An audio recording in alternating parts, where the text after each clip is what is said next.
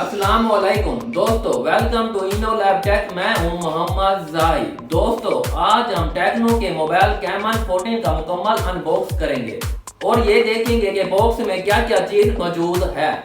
क्या ये प्राइस के हिसाब से अच्छी चॉइस है या नहीं। तो आए बिना टाइम वेस्ट किए वीडियो शुरू करते हैं। अगर आपको वीडियो पसंद आए तो वीडियो को लाइक, शेयर और सब्सक्राइब करना मत भूलिएगा। अगर आप चैनल पे न्यू हैं तो चैनल को भी सब्सक्राइब करना, क्योंकि आपको अपडेट वीडियो मिलती रहे।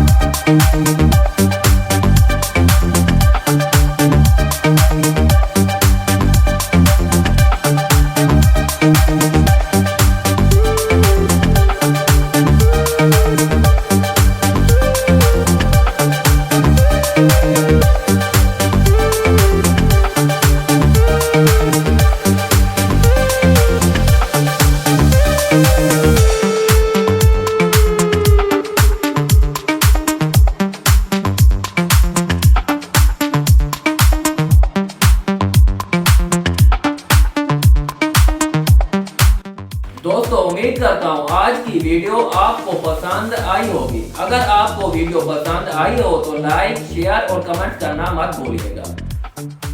तब तक के लिए इजाजत दें, मिलते हैं अगली वीडियो में। अल्लाह हाफिज।